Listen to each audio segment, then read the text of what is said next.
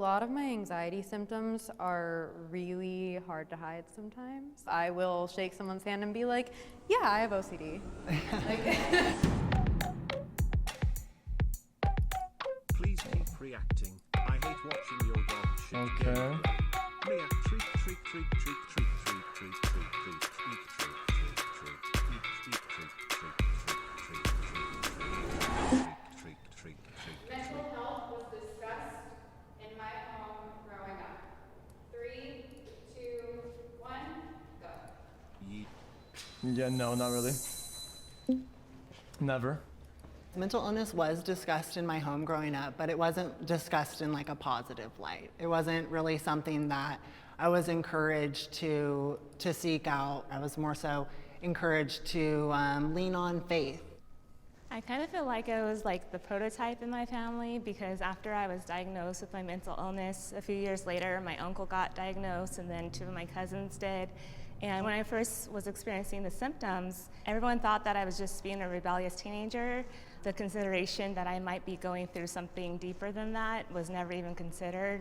I think just being a first-generation Mexican-American, my parents thought that my symptoms or my expression was a choice. And a lot of times it was very like, you gotta stop talking in school, you have anger problems, so it was not necessarily seen as something that I can work towards, but it was seen as a defective trait. Yeah, for me, it wasn't until I was, so last year when I was first hospitalized that the conversation of mental health was brought up in my family. And I don't think it was done on purpose. I think it was just never had a space to do it, and we weren't really like accustomed to it. I relate to that. It just never really came up. Right. Yeah. I have a memory of my sister saying, like, I think that Sparkle has OCD from a really young age. It wasn't really discussed outside of that, and I never really got help until it got so bad that I would have died if I didn't. People are surprised to find out I have my mental illness. 3, 2, 1. Oi, bruv. It me angry at everything and Sorry, what was that? Hold up. What was the question, dude? People are surprised to find out I have mental illness. Okay.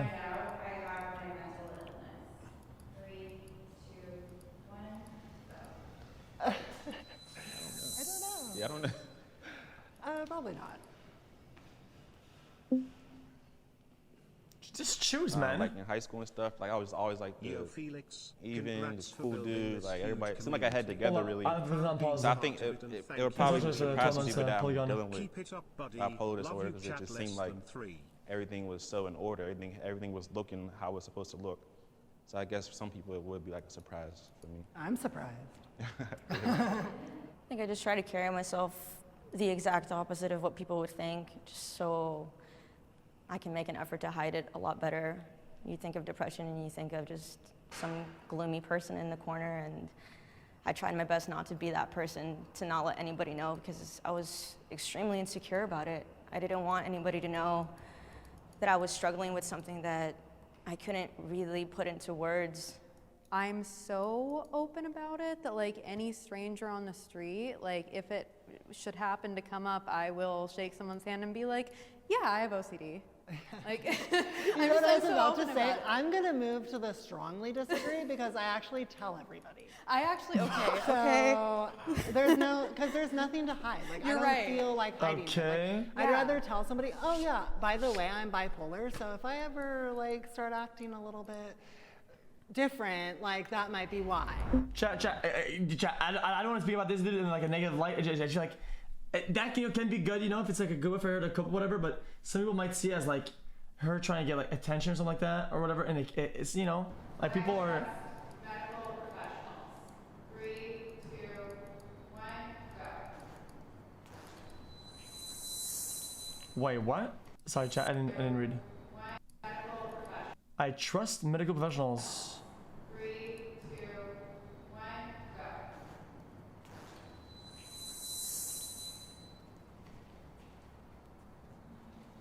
go. Okay.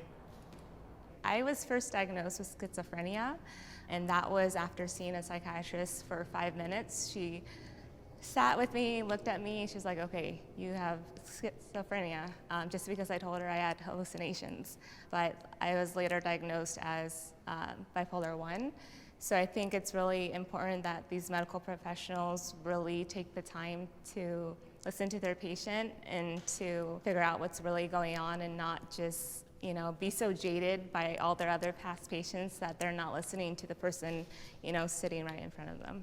I do trust medical professionals. Like, I believe for the most part that they're trying to do what's best for you, and we can't allow like mistakes or things that happen in every career, every field, discourage us or others from going and getting help from these people. Chat, that's like anecdotal evidence, something, right?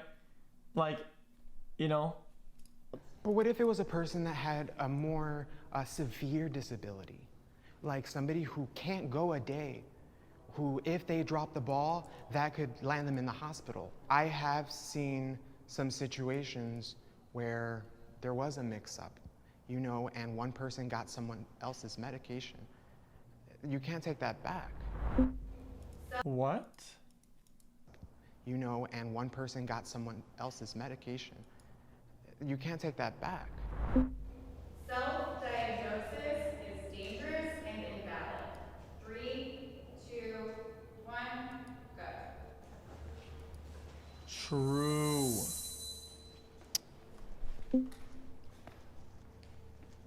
Before I was diagnosed with bipolar, I thought I was absolutely everything because I was bipolar and I'd be going through all these different manic episodes. And, you know, one week I'd be self-diagnosing myself as this, and the next week I'm that. I see people struggle mostly with diagnosis acceptance. So I think self-diagnosis can really just turn into denial. It's interesting, the first time that I went into a therapist and said, I think I have an eating disorder, I told her the amount of times a day that I was purging, and it was all day, every day, and she said, you're not thin enough. It's not a problem unless you get thinner and thinner. So it took me 2 more years to go and get help a second time. I did end up getting diagnosed later on with both bulimia and anorexia at different points in time, but I think it was good during those 2 years that I didn't have a diagnosis to still be able to talk to people, like to still be able to talk to my friends and say, like, I have an eating disorder. I'm not diagnosed, but I have an eating disorder. Before I got diagnosed with bipolar disorder, I noticed that in my freshman year of college that I thought I was depressed. I remember reaching out and telling someone, well, my girlfriend at the time, and she was like, no, you're not depressed. And so sometimes when you're like self-diagnosed, you kind of don't get treated the same as being diagnosed by a doctor. But I think people know themselves well, so I think it should be taken more seriously when people at least attempt at self-diagnosing themselves. Therapy and medication works for me. 3, 2, 1, go. Cool. Pause. Damn, dude. This video has no like strongly. It's always like slight. When I did feel at my lowest points, the combinations of therapy and medications definitely seemed to help, but it's been a couple years now since that, and even when I don't feel necessarily okay, or if I feel like I'm struggling, I don't feel the need to run to therapy or for medications at this point. I feel like I've grown and learned a lot from what I went through, and learned my own coping mechanisms to say that I don't necessarily need to fall on that. So it's not something that as of now I can say that it works for me, because I don't necessarily need it as of now.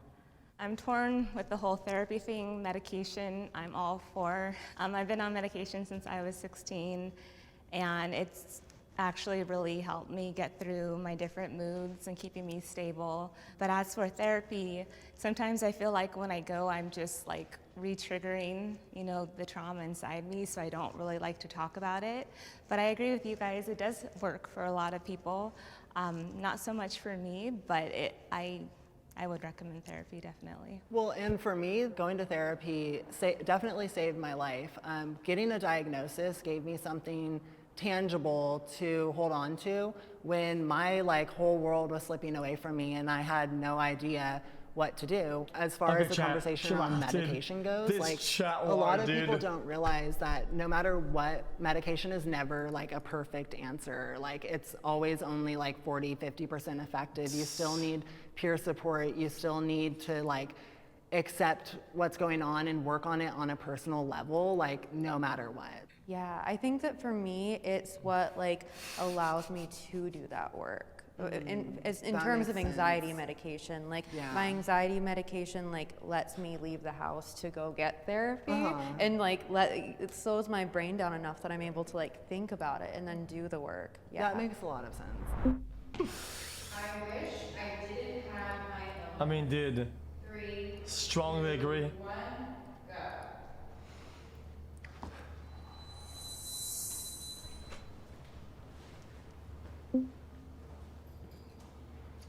I would say that I would completely take back, go back in time and not go through the darker parts of my life. But it's helped me grow a lot as a person. I wouldn't change the person that I've become, how stronger I've been from it, how much more confidence I've had in myself. Had I not gone through that, I wouldn't take that back. It truly is so hard because in one way, like it has made me who I am today. It has made me so much more empathetic. It literally, I'm a mental health writer and it started my career. I wouldn't have the career that I have. I wouldn't have the connections that I have. But then thinking of how like I have osteoporosis, I have bone problems, I have teeth problems because of my eating disorder. And so it's like I wouldn't take away my past, but if I could snap my fingers and not have I'm not to deal laughing with it because for of the this, rest it's of my just- life, that would be excellent. I'm very much so thankful that I went through the things that I went through because I've seen how it's affected my close friends, my family. It gives me the responsibility to be a voice for the voiceless, especially people in my community who go through these things, who don't know what's going on, have no experience with it at all.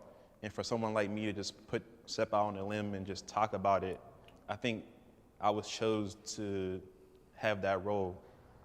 My parents were like convinced that I was just defective.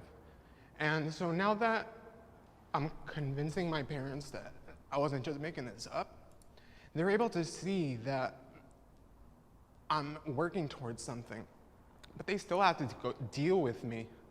They still have to ask me, "Oh, how are you doing?" They still have to see me at the hospital. And being in your 20s is not easy to question if your life is, worth it, because you aren't just making a lasting effect on yourself, it really affects everybody. And I think that if I didn't have my disorder, I wouldn't be who I am. Chat, I can do this, chat.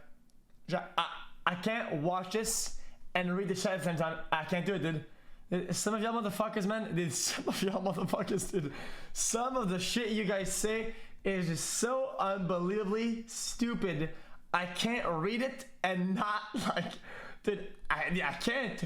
And I'm okay with that because life is more than just me. I do believe that we should be positive about our mental illnesses so we can bring other people up who aren't even ready to accept that they're going through something right now.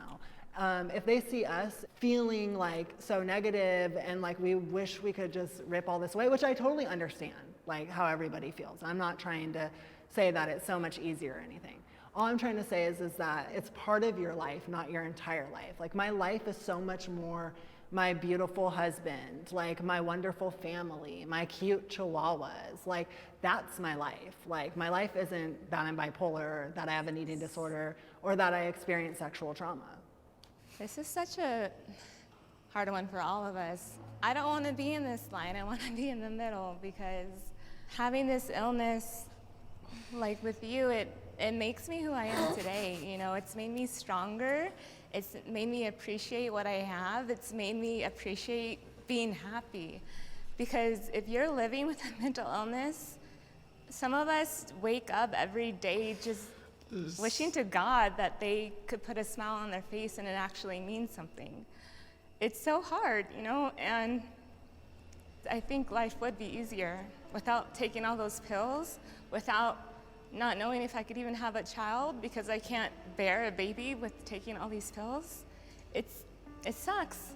But at the same time, there's so many people out there who live with these illnesses, and I think it's up to us to help them and to, you know, be their strength and to educate people, because who else is going to do it if not us? No, that's nice. You guys are awesome. Thank you all for sharing. That was a good video, dude. It just did, guys. Sometimes it's like something happens, right?